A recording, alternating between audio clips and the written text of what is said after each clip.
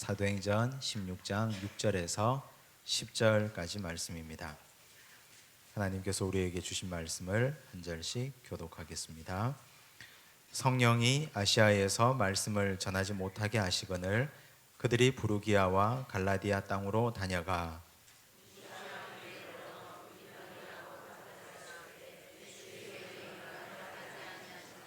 무시아를 지나 드로아로 내려갔는데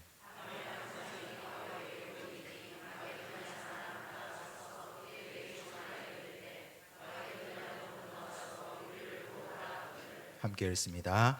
바울이 그 환상을 보았을 때 우리가 곧 마게도냐로 떠나기를 힘쓰니 이는 하나님이 저 사람들에게 복음을 전하라고 우리를 부르신 줄로 인정함이러라. 아멘. 세상사 우리가 살아가는 모든 일이 뜻하고 마음먹은 대로 거의 되는 일이 잘 없을 겁니다. 이렇게 마음을 먹고 이 마음을 가지고 일을 하는데 전혀 엉뚱한 결과를 가지고 오는 예가 한두 가지가 아닐 것입니다. 나는 선한 의도로 일을 했는데 그런데 돌아오는 건 악한 말과 또 상대방의 악한 보복만 돌아올 때도 있고, 반대로 나는 저 사람에게 별로 선하지 않는 행동을 했는데 그런데 그 사람이 내 악의를 오해해서 선한 의도로 받아들이는 일도 종종 있습니다.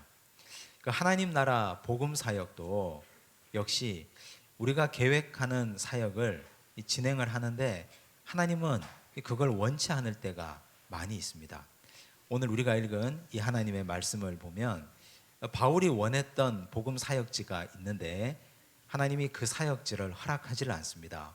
하나님이 이 바울을 통해서 아시아에 가서 복음을 전하는 것을 원치 않으십니다. 그래서 하나님께서 복음의 물꼬를 유럽으로 돌립니다. 이 바울이 1차 전도 여행이 끝나고 나서 그는 마음에 품었던 소원이 있었습니다. 그 소원은 그 당시 소아시아의 가장 활발한 무역 도시인 에베소에 가서 복음을 전하는 것이었습니다. 내가 그곳에 가서 복음을 전하기만 하면 복음이 사람들을 타고 상인들을 타고 온 세계로 복음이 날개도 친 듯이 날아갈 것이고 그곳에서 하나님의 구원 역사가 불일듯 일어날 것이다. 이걸 마음에 생각하고 있었습니다. 바울의 생각이 나쁜 생각이 아니죠. 누구나 다 복음은 전도는 전략적으로 할 수 있는 것입니다.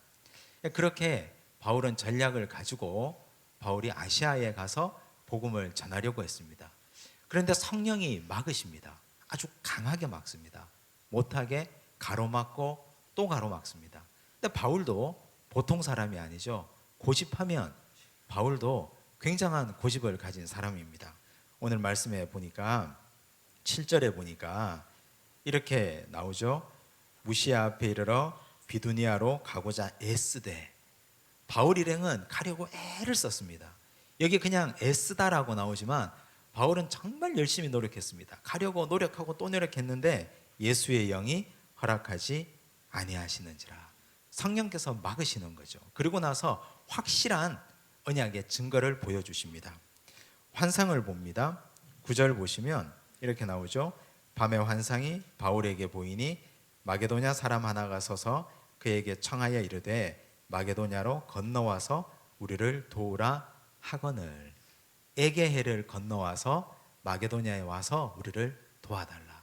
유럽으로 와서 복음을 전해달라. 이걸 환상 중에 본 것이죠. 그래서 바울은 거기서 무릎을 꿇습니다. 하나님께서 지금 내가 가고자 하는 이 아시아를 원하지 않으시는구나.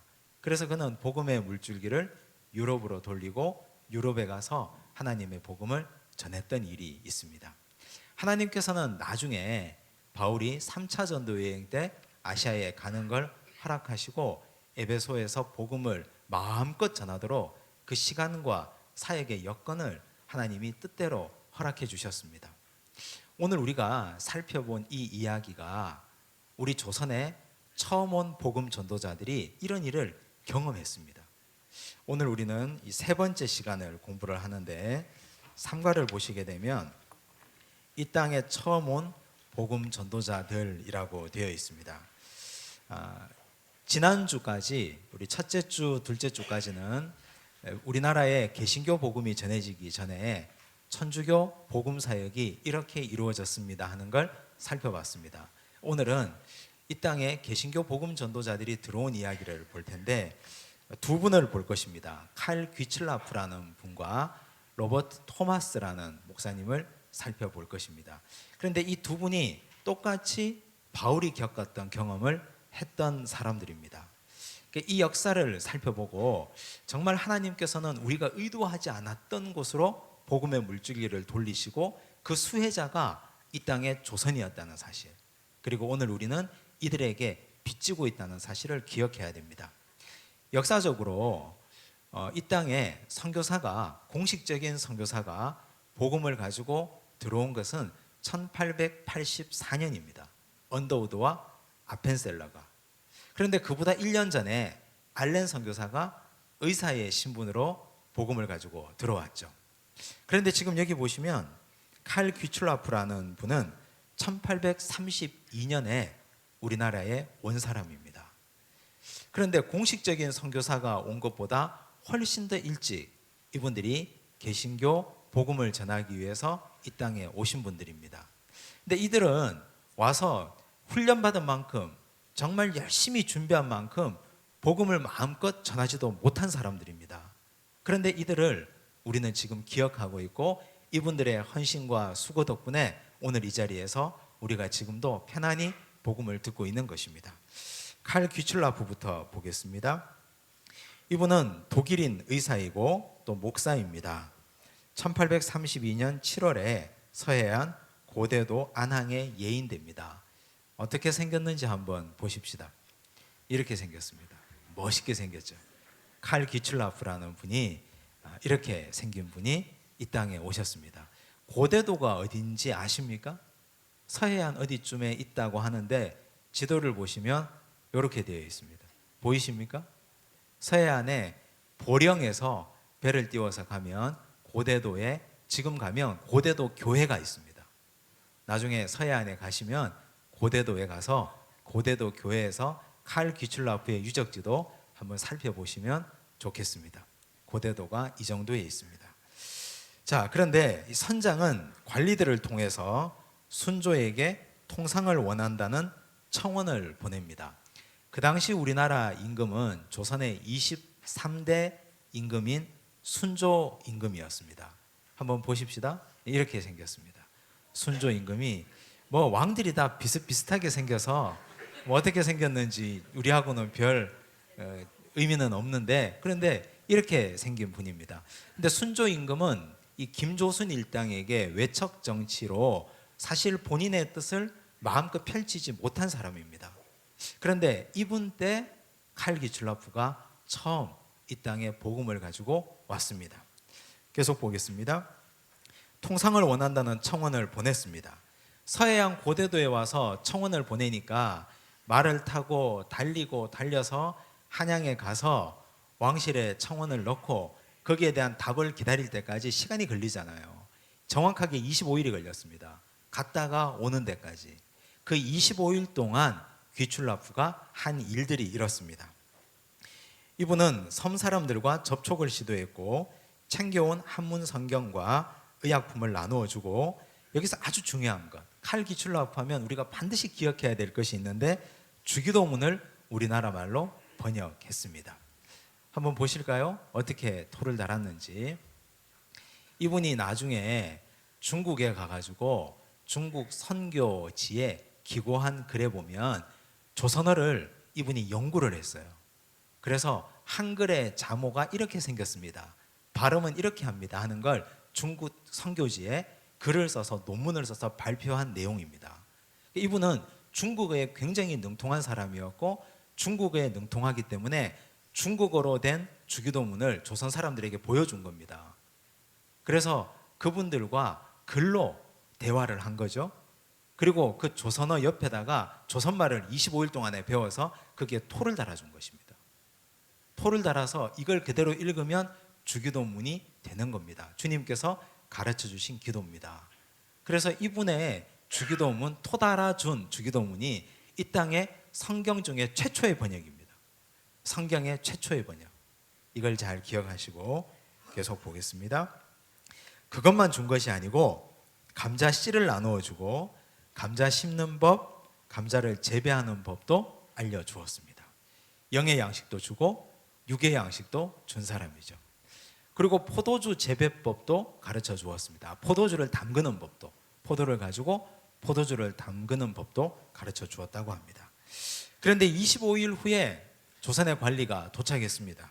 조선의 통상겁으로 1832년 8월에 고대도를 떠나게 됩니다. 자, 이분이 항해 일지를 썼어요. 이분의 항해 일지가 2점이 남아 있는데, 먼저 이분의 항해 일지 첫 번째 귀절을 한번 살펴보겠습니다. 이렇게 되어 있습니다. 귀출라프의 항해 일기입니다. 제가 읽겠습니다. 우리들은 해변에 상륙하여 큰 어선이 있는 곳으로 갔다. 정부 관리에 감시가 없는 해안이었으므로 어부들은 우리를 친절히 대해 주었다. 내가 복음서를 몇 권 주었더니 그들은 너무 고마워하며 담례할 물건이 없음을 미안히 여기면서 입담배 몇 개를 주었다. 역시 우리 조선 사람들은 이 염치가 있어서 그저 받는 걸 달가워하지 않습니다. 복음서 책을 받았으니까, 그리고 담배를 건네준 거죠. 가지고 있는 게 그거밖에 없으니까. 그래서 이분은 이 땅에 내려서 성경도 주었고 담배도 받았고, 그걸 받아서 피웠는지 어떻게 했는지는 알 수 없지만 아무튼 주고받았습니다. 아주 소극적인 의미에서 조선인들과 무역도 한 사람입니다. 그 다음에 조선 왕실의 통상겁으로 이 배를 돌려서 떠나야 됐죠. 떠나면서 이분이 마음을, 그 떠나는 마음을 담아서 기록한 글입니다. 1832년 8월 11일에 썼습니다. 기록이 남아있죠. 제가 읽겠습니다. 영원하신 하나님의 위대하신 섭리 속에서 저들에게 자애스러운 은총이 내릴 것이다. 우리는 영원한 것을 내다보았기 때문에 영광스러운 복음을 전파하기 위해 우리가 할 수 있는 모든 수단을 동원하여 저들에게 접근하였다. 조선의 국왕이 처음에는 성경을 거절하였으나 지금은 성경을 소유하고 있다는 말이 들려온다. 사실인지는 확인할 길은 없습니다.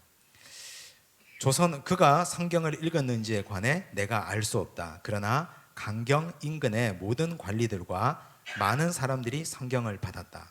성경은 우리에게 하나님께서는 이러한 희미한 시작들에도 복을 내려 주신다는 사실을 믿을 것을 가르쳐 준다. 성경이 그렇게 되어 있잖아요. 아주 미약하고 연약한 시작이라 하더라도 하나님은 나중에 그것을 크게 은혜를 내려서 우리에게 감당할 수 없는 축복으로 내려주신다는 사실을 성경에 다 기록되어 있습니다.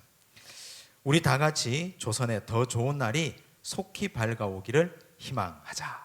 이러고 길을 떠납니다. 이 귀슬라프의 바램대로 정말 이 땅에는 1884년에 정식 선교사가 복음을 들고 입국하게 되었고, 그리고 그때가 지나서 오늘 이날 이 시각 이 나라의 많은 백성들이 복음을 듣고 정말 조선 땅에 희망의 복음이 전해져서 우리가 다 구원받는 백성이 되었습니다. 이 한 사람의 기도가 이렇게 놀라운 열매를 이루었다는 사실은 놀랍지 않습니까? 감탄하지 않을 수 없습니다. 이건 하나님의 놀라운 역사고 하나님의 경작하심이고, 우리는 그 손에 도구로 쓰임 바 되고 붙잡힌 바 되어서 일어난 일입니다. 이 귀출라프의 사역과 이분의 내용을 한 번 더 정리해서 조금 더 깊이 살펴보겠습니다. 자, 한번 보십시오. 이분의 삶을 한번 보셔야 되는데, 자, 이분이 1803년생입니다. 1803년에 독일에서 태어났습니다. 목사 안수 후에 선교사의 꿈을 꾸던 중에 중국 선교사 모리슨이라는 사람을 영국에서 만납니다. 중국 선교사 모리슨이 영국에 강연하러 갔다가 이분이 영국 여행 중에 우연히 이 사람을 만납니다. 하지만 이건 이분에게는 우연이었지만 하나님 보실 때는 필연이고 하나님 앞에서는 섭리였습니다. 그리고 중국 선교사로서의 결심을 굳힙니다. 1826년 23살의 나이죠. 이때 네덜란드 선교회의 파송으로 동남아 자바에 도착합니다. 그리고 그 선교회는 태국 선교에 열중하라고 지도해 줍니다. 근데 태국 선교에 열중했는데 선교의 열매도 신통치 않았고 아내가 그만 세상을 떠납니다. 여기서 심하게 충격을 받습니다. 굉장한 충격을 받겠죠.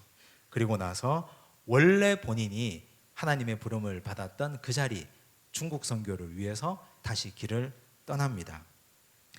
중국 선교를 위해서 길을 떠나서 그곳에서 탁월한 중국어 실력으로 인정을 받습니다.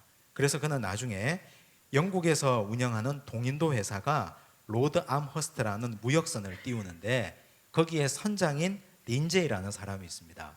이 사람이 중국어에 아주 능통한 귀출라프에게 통역을 부탁합니다.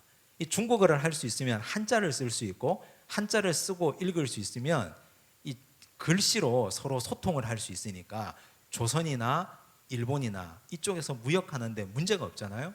그래서 이 선장 린제이가 이 사람을 캐스팅해서 같이 데리고 다닙니다.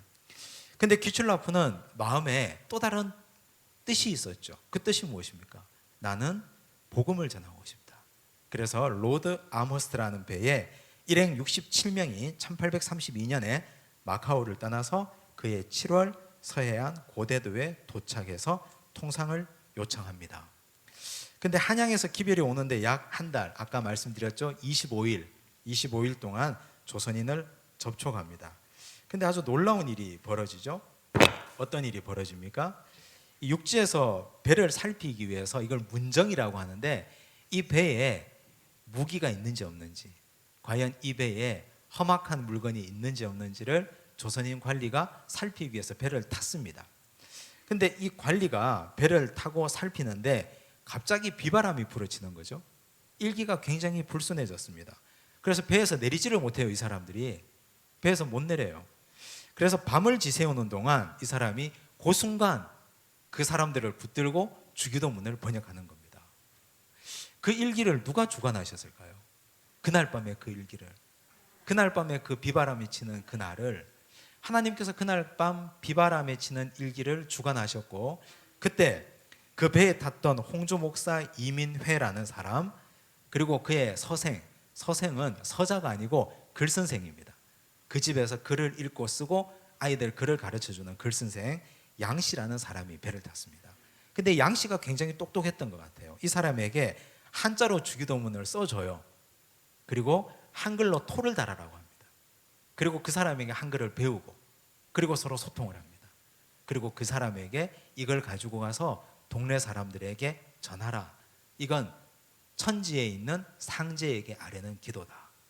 그렇게 해서 상제의 아들께서 상제에게 올리는 기도로 가르쳐 준 것이니 너희들이 가서 이 영험한 기도를 드리면 좋겠다 해서 전파한 것이죠.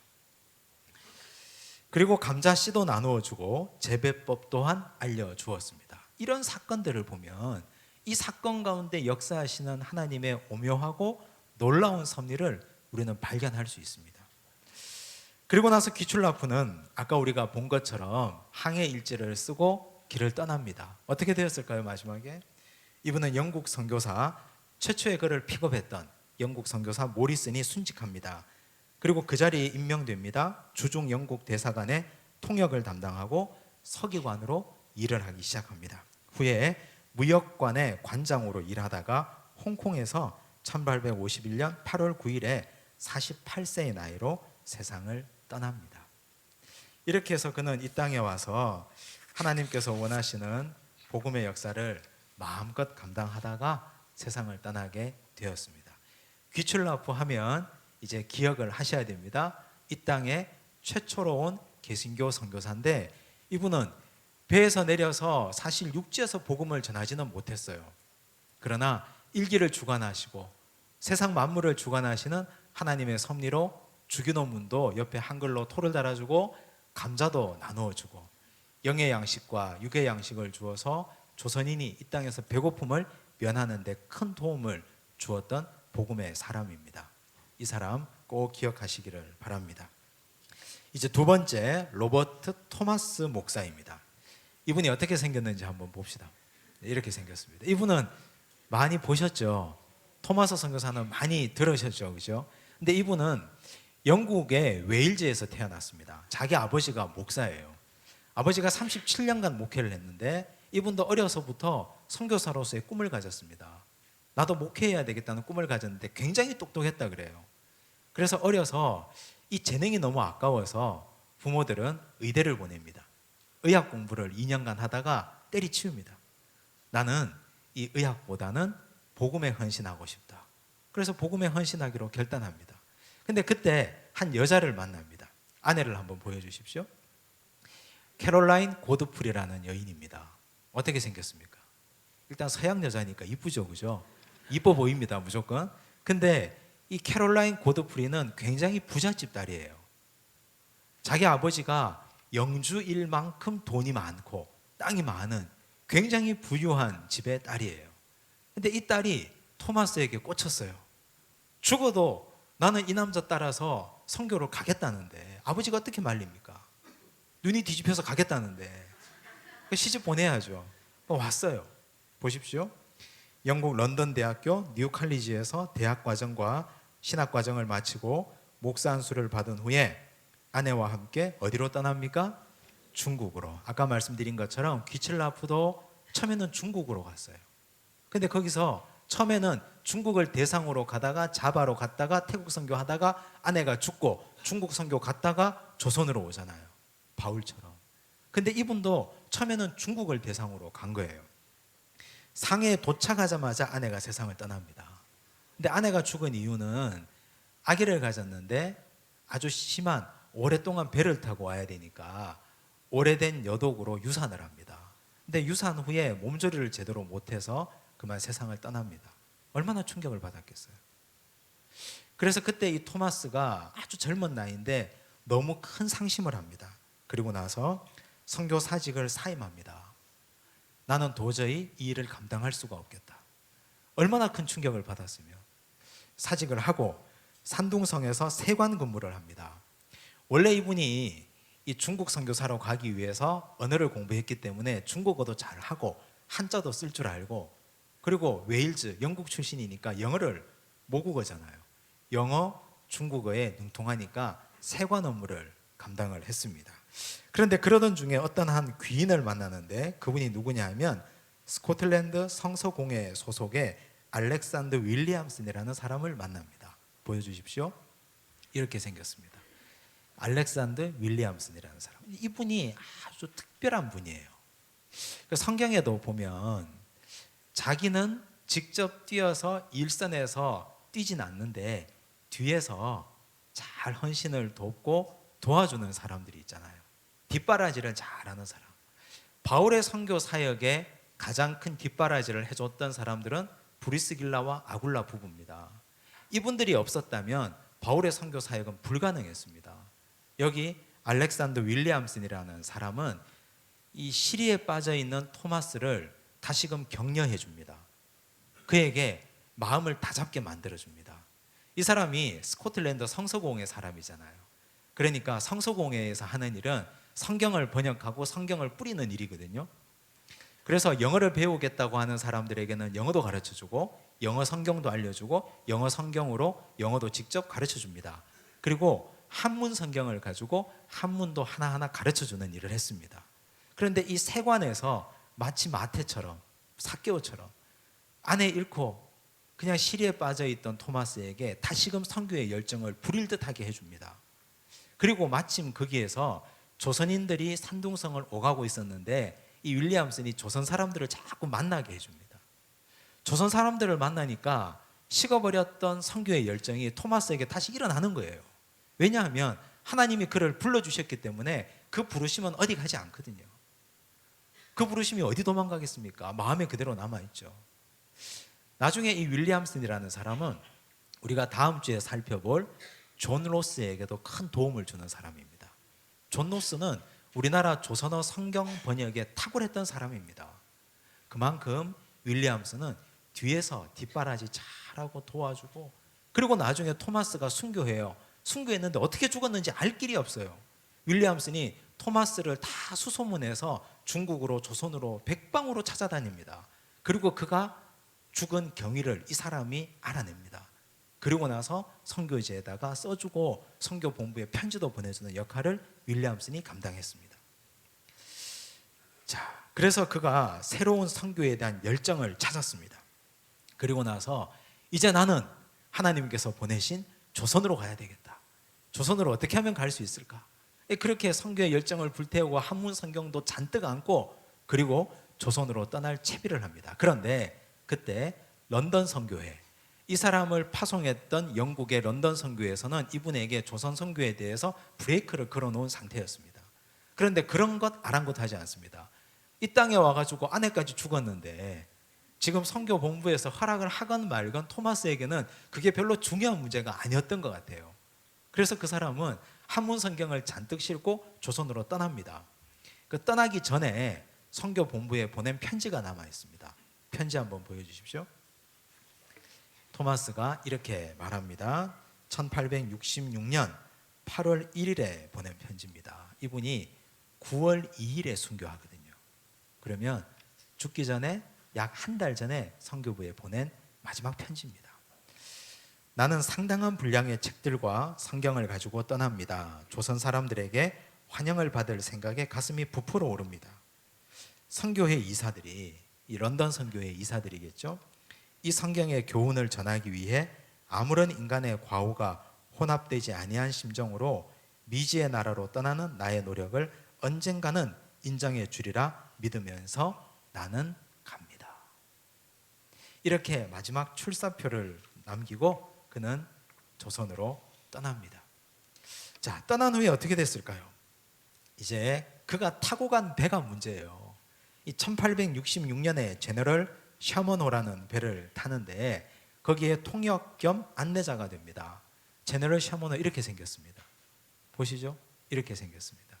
그런데 이 제너럴 셔먼호는 미국 상선입니다. 근데 문제는 이 제너럴 셔먼호가 중무장하고 있는 화기가 이 안에 있었다는 것이 문제입니다. 근데 사실 토마스는 그걸 별로 개의치 않았던 것 같아요. 그래서 그는 일단 이 배를 타고 선교의 열정에 사로잡혀 성경을 가득 싣고 떠납니다. 좀 이따 이제 설명을 드릴 텐데 대동강을 상류로 진입하지 말라는 명령을 어기고 셔먼호가 진입을 합니다.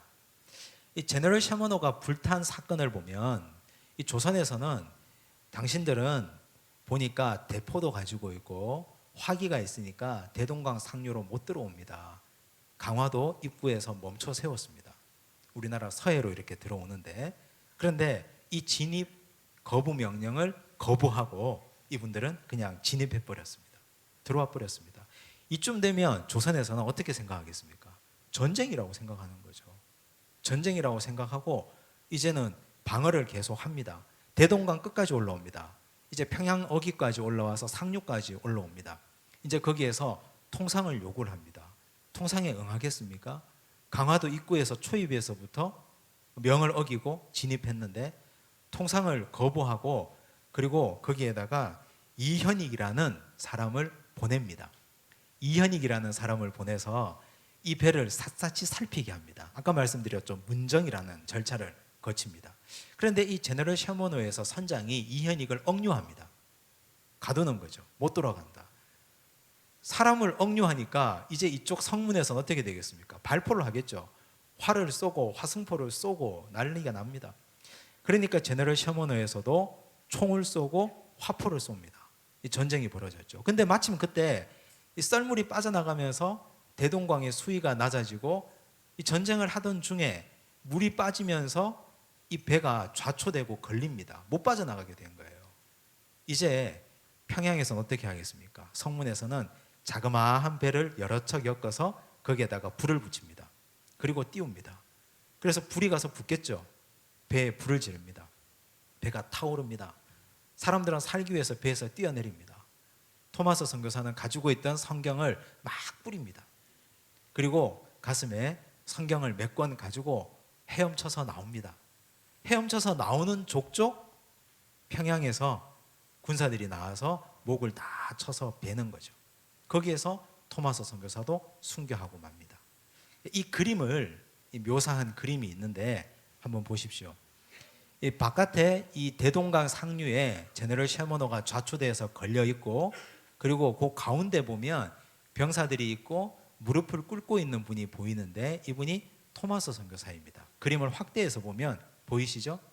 토마스 선교사가 성경책을 한 서너 권 쌓아놓고 앞에 있고 그리고 포졸들이 관리들이 칼을 들고 서 있습니다. 처형하기 위해서.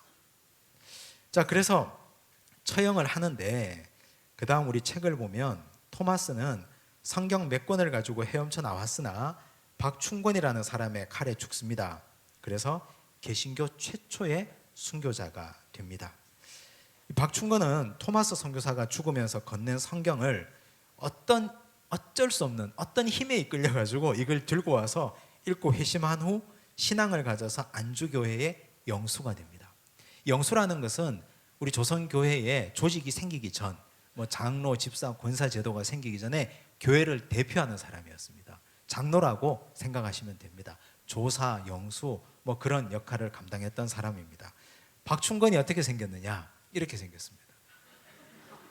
팔척, 굉장히 거구였다 그래요. 굉장히 장신이고 거구였는데 무섭게 생겼죠. 연세가 드셨어도.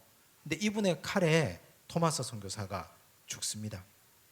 그런데 그때 그 군중 속에 누가 있었느냐?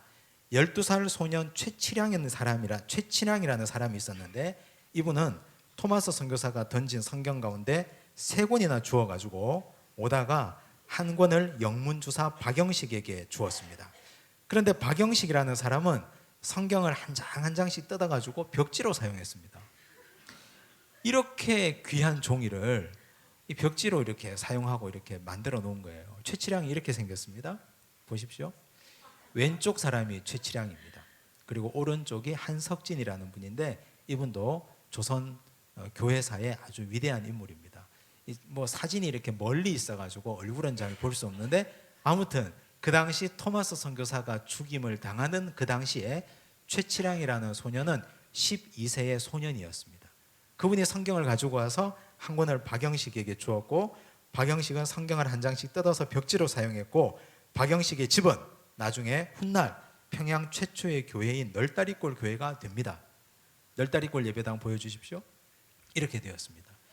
이 널다리골 교회가 박영식의 집이었고 이 집이 성경으로 다 도배가 되어 있던 집이었고 이 집에 들어와서 잠만 자면 사람들이 은혜를 받고 글만 읽을 수 있으면 성경 보다가 회심하고 거기서 역사가 일어나는 거예요. 근데 놀라운 사실은 이 터 위에 나중에 장대현 교회가 세워지죠. 장대현 교회 보십시오. 이렇게 생겼습니다. 이 터 위에. 이 장대현 교회가 지금 이 그림이 1893년에 장대현 교회 모습인데 장대현 교회는 길선주 장로님, 나중에 안수받고 목사님이 된 길선주 목사님, 1907년 평양 대부흥운동의 시발점이 되는 교회가 바로 장대현 교회입니다.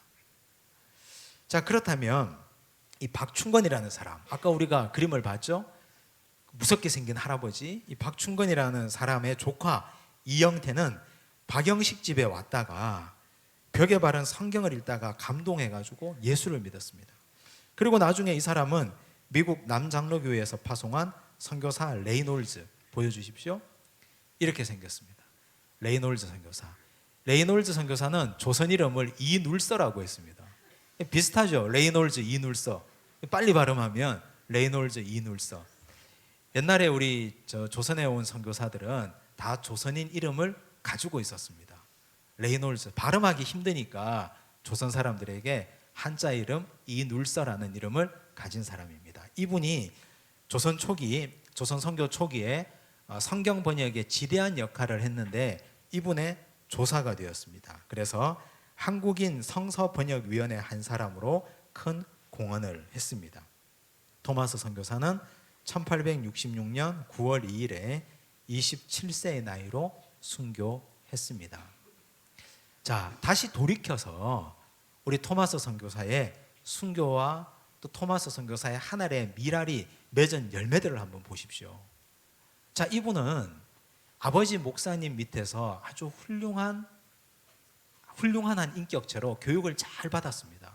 어려서부터 선교사가 되기로 결단했고 안수받고 파송받습니다.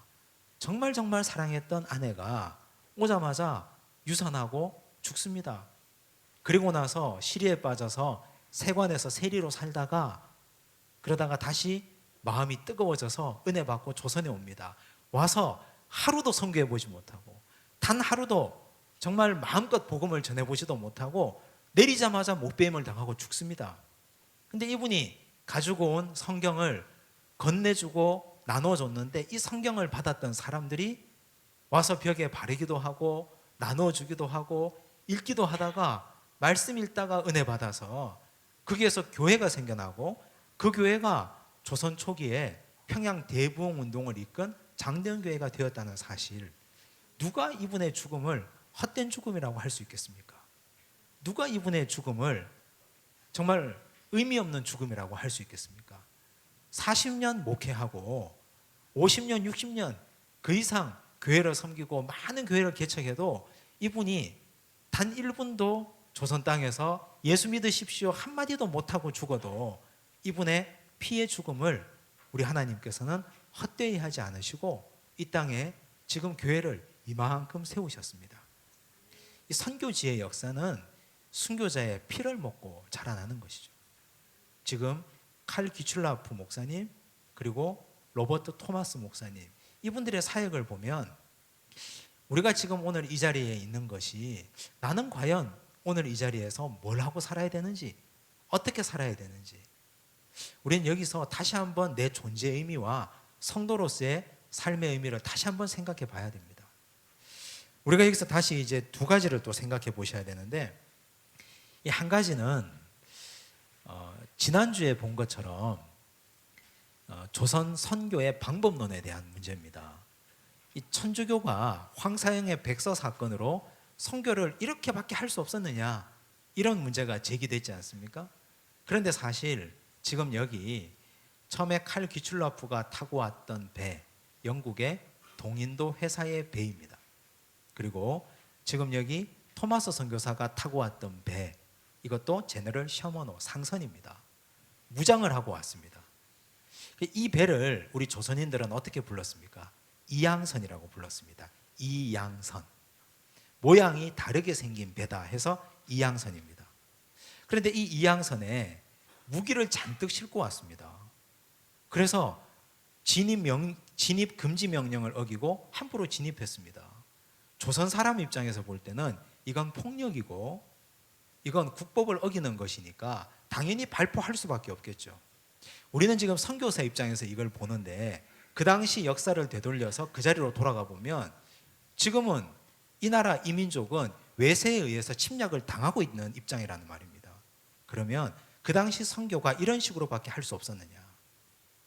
하나님의 선교, 예수님이 이 땅에 오신 것은 화포와 무기와 총칼을 앞세워서 힘으로 인해서 이 땅에 오신 것이 아니지 않습니까? 우리 예수님은 아기 예수님으로 이 땅에 오셨고 저항하지 않는 모습으로 오셨고 이 땅에 오셔서 그냥 말없이 어린 양처럼 죽고 그리고 부활하시고 그리고 자기의 생명을 다 나눠주셨는데, 조선에 처음 들어온 복음은 화포와 중화기로 무장된 모습으로 들어왔습니다. 이것이 과연 조선에는 어떤 모습으로 비춰졌겠느냐? 결국 천주교나 개신교나 처음 들어올 때 이 복음이 올바른 모습은 아니었다는 사실이 오늘 우리가 선교하는 방법론에서는 반성하고 되새기고 거기에서 새로운 선교의 방법을 찾아야 될 시점입니다. 잘못된 건 잘못되었다 하고 고치고 새로운 방법을 찾아서 나가야 되겠죠. 그런데 더 놀라운 사실은 하나님께서 그럼에도 불구하고 이 배에 타고 있었던 귀출라프나 토마스 선교사의 그 중심을 보셨습니다. 그 중심을 보시고 거기에서 싹이 나게 하시고 자라게 하시고 열매 맺게 하셨습니다. 이것은 하나님의 방법입니다. 인간의 허물과 인간의 죄도 하나님이 하나님의 역사로 바꾸셔서 합력해서 선을 이루시는 하나님의 놀라운 역사와 능력, 우리는 이걸 다시 한번 기억하고 깨달아야 된다는 사실입니다. 또 하나, 이 땅에 개신교가 들어왔을 때 공통점이 있습니다. 귀출라프나 토마스 선교사가 가지고 들어온 것이 말씀입니다. 주기도문을 토시 달아서 번역해서 나누어줬죠. 말씀을 줬습니다. 그리고 토마스 선교사도 목배임을 당하면서도 하나님의 말씀을 전해줬습니다. 말씀을 줬다고요. 성경 말씀. 그래서 가장 중요한 선교의 도구는, 강력하고 중요한 선교의 도구는 하나님의 말씀입니다. 그 당시 조선인들이 하나님에 대해서, 예수님에 대해서 들어본 사람이 단 한 사람도 없는데 그들이 성경 읽다가 은혜를 받는다니까요. 말씀을 건네주면, 말씀을 전하다가 복음을 받는다니까요. 전도에 미련한 것이 여기에서 역사가 일어나고 있다는 사실입니다. 그래서 오늘 이 시대에도 선교 전략, 전도 전략에 대해서 많은 이야기들이 있는데 가장 강력하고 가장 확실하고 가장 효과적인 것은 하나님의 말씀을 전하는 것입니다. 말씀이 전해져야 되고 그 말씀이 순수해야 되고 그 말씀을 전하는 사람이 열정을 가지고 전하면 그것은 거기에서 하나님의 놀라운 구원의 역사가 일어나는 것입니다. 이 땅에는 하나님께서 이 땅에 오셔서 예수님을 통해서도 이 땅에 예수님은 말씀으로 오셨고 우리 조선 땅에도 말씀이 전해졌고 그래서 오늘 우리는 하나님의 말씀을 생명처럼 귀하게 여기고 귀하게 받아들여야 됩니다. 또 하나 재미있는 사실이 지금 여기 제너럴 셔먼호 사건은 1866년 9월에 있었는데 같은 해 1866년 6월에 미국의 한 배가 좌초하는 사건이 벌어집니다. 그 배 이름은 서프라이즈호입니다. 서프라이즈호가 서해안에 좌초합니다. 그 좌초되었다는 보고를 그 당시 고종이 그리고 대원군이 받습니다. 그런데 그 배에는 함포나 무기가 없었어요. 그냥 상선이었습니다. 대원군이 이렇게 말합니다. 이 조선 땅에 온 외국인 손님이니까 잘 대접해주고 잘 해서 그들 본국으로 보내라고. 그래서 말을 태우고 그들에게 좋은 옷을 입히고 해서 서해안에 착륙시켜서 의주까지 말 태워서 보냅니다. 그리고 의주에서 중국인 관리를 불러다가 그 당시 중국에 미국인 관리들이 있었으니까 그쪽으로 인계해 줍니다. 잘 대접해서 보냈습니다. 이게 우리 조선인의 심성입니다. 그런데 화포로 무장해서 들어오니까 진입 금지 명령을 어기고 들어오니까 싸울 수밖에 해요. 그 다음 페이지 보시면 적용하기 귀출라프와 토마스 선교사는 준비한 만큼 충분히 전하지 못했습니다. 한 사람은 조선 땅에 내리지도 못하고 돌아가고 한 사람은 순교했습니다. 그러나 그들이 뿌린 씨앗은 오늘날 많은 열매가 되어 우리가 누리고 있습니다. 우리는 준비한 만큼 쓰임받지 못해서 억울한 적은 없습니까? 이분들은 전혀 억울하지 않는 분들입니다. 왜냐하면 지금 천국에서 이 한반도에서 복음의 역사가 이렇게 흥왕하게 일어나는 걸 보면 얼마나 기쁘고 감사하겠습니까? 더 알아보기 병인 양요와 제너럴 셔먼호 사건에 대해서 자세히 알아봅시다. 우리가 역사 시간은 아니지만 그래도 이 정도는 알아두면 좋겠다 해서 우리 PPT 화면 하나 보여주십시오. 이 병인 박해에서 신미 양요까지를 정리를 했는데 병인 박해는 1866년에 일어난 일입니다. 쉽게 말하면 고종 3년 흥선대원군 때 일어난 사건인데 프랑스 신부들을 죽이기도 하고 내쫓기도 한 사건입니다. 지난주에 본 것처럼 흥선대원군이 자기 아버지 남영군 묘소가 도굴당하지 않습니까? 물론 도굴에는 실패했지만 처참하게 파헤쳐진 그 몰골을 보고 복수를 다짐합니다. 그래서 그 복수가 1866년부터 계속 이어집니다. 그래서 이 프랑스 신부들이 죽고 또 피난 가고 난리도 아니게 됐습니다. 천주교에 대한 무자비한 핍박. 그래서 1866년 같은 해에 병인 양요가 일어납니다. 이 병인 양요는 여기에 대한 보복입니다. 이 프랑스 본국에서 함대 7척을 보냅니다. 이 함대 7척을 몰고 온 사람이 로즈 제독이라는 분입니다. 그런데 이 조선이라는 나라가 특이해서 싸워서 이겨요. 또 이 프랑스하고 싸워서 배 3척이 불타고 그리고 퇴각합니다. 이게 병인 양요예요. 그런데 같은 해 9월에 제너럴 셔먼호 사건이 일어납니다.